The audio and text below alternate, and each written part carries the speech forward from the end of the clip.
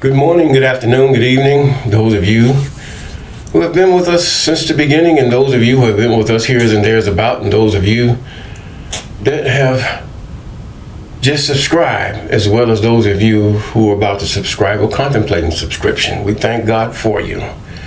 You would not have made a bad choice. You're walking with Mr. Clay. Yes, I am Mr. Clay. And we're in the book of Isaiah. The book of Isaiah, chapter 48. Yes, in the last chapter we read about how the Most High was going to deliver the children of Jacob, the Israelite. Because you have to use it different ways because of the, should I say, political agenda. So to be politically correct, I would say the Israelite. Yes, the one who is the bloodline of, or the seed of Jacob, mostly the seed of Jacob. God doesn't go by bloodline. There were no blood tests back then. God could only go by who's your father. Now you have blood tests, and now they're going by the pagan way, who's your mother. We have to realize that woman comes from man. No, all men after Adam had their full ribs. Adam still had one rib missing from his chest, which the Most High had taken out. In other words, Adam was created from the dirt. And from the dirt, from Adam, was created from the bone. The bone always is a structure. It's the bone gives the body shape, and the muscle gives it a little more shape, but the bone gives the body structure. We'll put it that way. Not that the woman gives the man structure, but she gives him stability. She's supposed to give him help.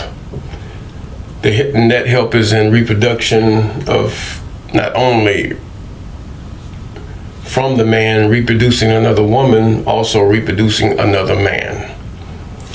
You notice in many arenas, they always talk about the woman and that Eve being black. You wonder why they never say the part about Eve being, or Adam being black. They always go by the woman, like the woman had the child by herself. Now this is a dilemma. It's because of political agenda. Nobody wants to mention the man. You notice all the mixed people in the world is because of the mother. No woman comes in and takes a man from his own people and forces him into marriage or forces him, period. So that tells us another thing. The Most High chose the man overall. Now, let us get into this thing as far as the world events, just briefly. Jacob is about to be delivered. The time span is less than that which it was before. There's no date, no time, no nothing. But the book of Daniel says, blessed is he that comes to a certain number of days during that time. Now this was a time that Daniel saw that could be in this time that we live in. Maybe not my lifetime or your lifetime, but in this time period that we live in, maybe. Because first of all, we have to get to the feet of Daniel. We're still in the legs, to tell you the truth. Spiritually we are. Politically we are. Yes. And once we get to the feet, when the feet hurt, the whole body falls. When the feet are destroyed, then the whole body falls. You even notice when the UN had their meeting, the mainly European nations had either nothing to say or in denial as far as reparations. This is disturbing. It's just like gaslighting. It's just like denial, unaccountability. Ancestors could not be accountable, neither can their children or their offspring be accountable for them. The Most High will handle this most directly. And before we get into Isaiah 48, let us pray the prayer of Abraham. Deliver me from the hands of evil spirits who have swayed the thoughts of men's hearts, and let them not lead me astray from thee, my God. Establish thou me and my seed that we go not astray henceforth and forever. Jubilees chapter 12 and verse 20. Yes, Isaiah chapter 48. Hear this, O house of Jacob, which are called by the name of Israel, and are come forth out of the waters of Judah. He's talking to Judah. Which swear by the name of the I Am, and make mention of the God of Israel, but not in truth nor in righteousness. In other words, they're not doing it right. You make mention, you're just religious, is what God is saying. You call yourself an Israelite, you're just religious. You don't belong. God is not that way. Israel was never that way. Israel was a system, the people. It was the people in a system instituted by the I Am. Yes. We come upon the day of Passover at the next Sabbath. But the fact is that the Levites were the ones who ministered unto the I Am, and the Levites were the ones who made sure the people understood and were informed. Not that the Levites were their heads or tails. The Levites basically were servants. If you read throughout the books from Enoch to Babylon, or should I say Malachi, they were servants. In whatever way, they were servants, because the children of Israel knew this is how God governed them, was through the Levites, and ministered to the Most High was through the Levites. Aaron and Moses in that birthright were Levites. Yes, it was a Levite that God used to lead the children of Israel out of captivity of the Egyptians. Now, he says, now by the name of the I Am, make mention of God, but not in truth. They were doing it in hypocrisy. They were doing the law, statutes, commandments, and ordinances in hypocrisy. They made up their own stuff, just like many other. Christianity is one example, I put it that way. Making up their own stuff. Islam is another one, making up their own stuff. Yes. It's not that Israel is so better or nothing like that. It's that the books are written and they're acknowledged. But yet we rather go by somebody else's testimony instead of the one that is proven true.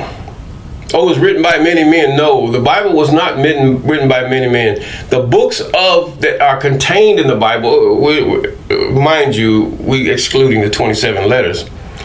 The books that were contained in what we call the Bible were written by one man. But there were many points and times and geography, should I say. Tongue twister for me. The geography of the prophet is another factor in the prophecies that went forth. For instance, Isaiah is in one geographical area, Jeremiah, and then you had Daniel, you had Zephaniah, you had all the rest of them that were in different areas, some in the same, but God used every man for the Most High's purpose in that area, to contact the king, to contact this, to be a messenger, or angel unto the king, or angel unto the people, or angel means messenger. Don't get it.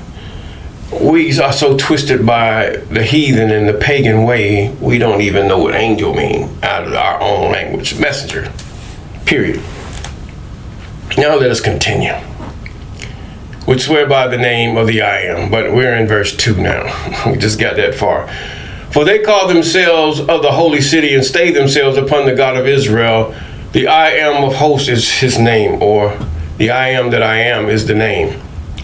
I have declared the former things from the beginning. What former things? He declared that Israel would go into captivity. He declared that Israel would have kings, because they had chosen man over their true leader, which is the Creator. The former things from the beginning, and they went forth out of my mouth, and I showed them, I did them, suddenly they came to pass. They would have never came to pass if we was to watch and look at the things that are happening, that are formulating around us, to see what is going on and praying. Because I knew that thou art obstinate, and thy neck is as an iron sinew, and thy brow as brass. In other words, you're hard to move. I have even from the beginning declared to thee before it came to pass. I showed it thee, lest thou shouldest say, mine idol have done them. My graven images, my molten images have commanded them. This is why he did it. He spoke those things before time. Because not only before the flood, they were greatly swayed into idolatry, even after the flood.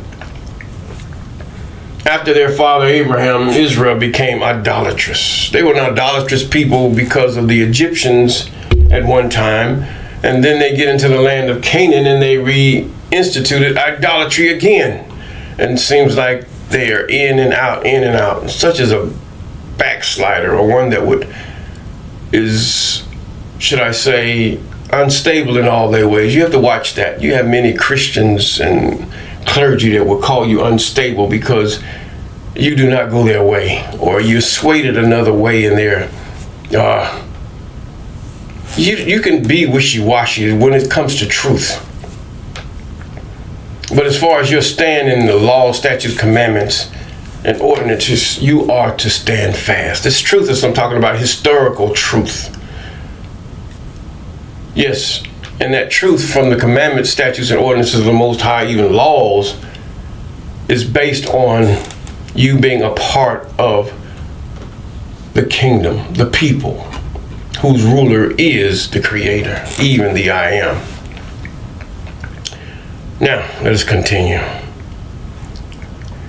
Thou hast heard and see all this, and will not ye declare it? I have showed thee these things from this time, even hidden things, and thou didst not know them. Prophecies went forth. You got Bible today telling you things that's going to happen. Yet many of you would regurgitate. Say for the new moon. You have people that's so confused that they would say the new moon is the full moon. For thousands and thousands of years, the new moon has always been that which come out of darkness is new. Yes, that is new. The full moon has already been there. I'm not going to argue that point, because the full moon, to say the full moon is the new moon, is foolish. It is foolish. Even before the Most High, even before the scriptures, it is foolish. Now, he says, they are created now, and not from the beginning, even for the day that thou heardest them not, lest thou should say, behold, I knew them. Idolatry. Even the point where you have your Isis cult, very large cult, and your Islamic cult. They believe in this man. God have already said these things. These things are going to come to pass. We'll cross that point when we get to it. But these things will come to pass. God said it would. Many of us were deceived, and many of us still are. And some of us think we went from one truth and went back into another deception. Yes, even those of us who call ourselves Israelites. Back into another deception. Yes, to keep the commandments, statutes, and ordinances of the Most High is good. But you have to see that you build a temple the way the Most High has instructed his servant, even his servant Moses. Now, he says, now, Yea, thou heardest not, thou knewest not. Yea, from that time thine ear was not open. For I knew that thou wouldest deal very treacherously, and was called a transgressor from the womb. For my name's sake I will defer mine anger, for my praise will I refrain for thee, that I cut thee not off. In other words, I'm going to deliver you. I could be angry at you and destroy you, Israelite, whether you know it or not.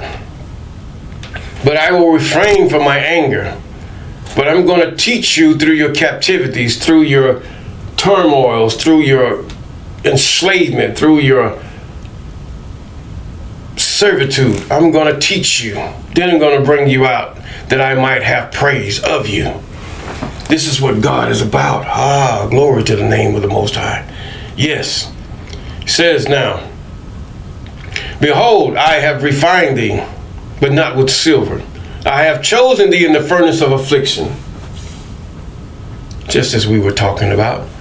For mine own sake, even for mine own sake, will I do it. For my praise, for my glory, not no Isis, not yours. No. You're not even free. Jesus is not free you in any way, shape, or form. No.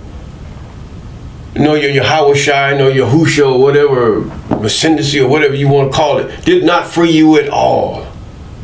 All of that was made up. Yes, it was. Some of you, I just can't fathom. No, you cannot fathom it. It's something that just disturbs you and stirs you deep down in your soul.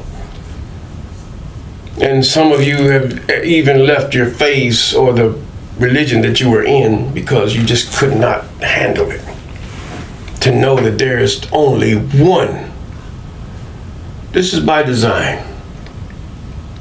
That you might be tried to see if you are worthy to be among those of the Christ that shall be with the thousands of Christ that will be with the I Am, according to the book of Enoch, when the I Am comes to judge the earth. He said, for mine own sake, even for mine own sake, I will do it. For how should my name be polluted? And I will not give my glory unto another. God will not give the glory that belongs to God unto or your Jesus or your Yahushua or Yahusha or Masindisi or any other way that you call a so-called man Messiah. That is idolatry. I will not give it. So you got the Christians and theologians that say that Isaiah is about the coming of the Messiah, but Isaiah is about idolatry. And it's about, through that idolatry and the sin, the hypocrisy, that the Most High will send someone most unlikely. There was a king, a pagan king, and a little bitty orphan woman, and a cousin who raised her. Cyrus, Esther, Mordecai. And then through that path, he led the children of Jacob back to their land through Ezra, Nehemiah, and yes, the Most High did. Oh, glory to his name. Yes, he did. He says, now, I'm not going to share my glory with no one. Hearken unto me, O Jacob and Israel, my called. I am he. I am the first. I also am the last. God puts this again. But your Jesus says he's the first and the last. How can Jesus be the first and the last when the Creator, what you call the Father himself, says this of himself here? I am that I am. I am he. I am the one. Only one. I am the first, also am the last. I am that I am. Glory. This is one beautiful scripture. And you say it's about your Jesus. You's a liar. Beware of these preachers and so-called charismatic preachers that quote the scripture very verse, but not, their eyes are still blind. Their eyes are still blind. They cannot see for looking. They quote one scripture and say, oh, that's what it means, but they forgot the whole context of the chapter. Seeing but can't see. Hearing but cannot hear. It sounds good. Everybody's shouting and glorying and all this stuff because they understand the same way, because their minds have been stamped with lies throughout their childhood. And this is down the line of Deuteronomy chapter 28. You have to be delivered. Come out of it. There is only one God. One creator. One majesty. One who have chosen Eve and Jacob for the glory that belongs to the I Am. He says, now, mine hand has laid the foundations of the earth. That can be found in Genesis and the book of Enoch. And my right hand has spanned the heavens. What I called unto them, they stand up together. You know, I tell the stars and everything what to do. I have ordered them. My law is upon them. You cannot turn on a light, although man made the filament and all of that. You cannot turn on a light without the Most High's order. You cannot wake up in the morning and see the light of the sky without the Most High's order. Even your eyes that you have, fool. How do you see colors and images, depths and heights? How do you see these things? Even so, the I Am made these things. Let us continue. All ye assemble yourselves and hear, which among them have declared these things. The I Am have loved him. He will do his pleasure on Babylon. He loved Jacob and do his pleasure on Babylon. See, you got Assyria and then Babylon on Assyria. And then you got three different mindsets upon the children of Israel and upon each other. And his arm shall be on the Chaldeans. I have spoke, yea, I have called him, yea, I have brought him, and he shall make his way prosperous. Oh, he's talking about Jesus. You's a lie. You're dark. Your brain is not in the right place. Come near me, hear this. I have not spoken in secret. From the beginning, from the time that it was, there am I. In other words, no one is before the Most. You cannot fathom this. The heathen cannot fathom this. Your mind is just so paganistic, it just can't see it. That's why there's time that says, renew in me a right spirit, create in me a clean heart, make me to understand. He didn't say judge God, he said understand, because your judgment is wrong of the Most High. So why God do this? Why God do that? Why God contradict? God never contradicted himself. Man has contradicted God. He says, now, come ye near to me. Hear this. He's still talking about Persia, really.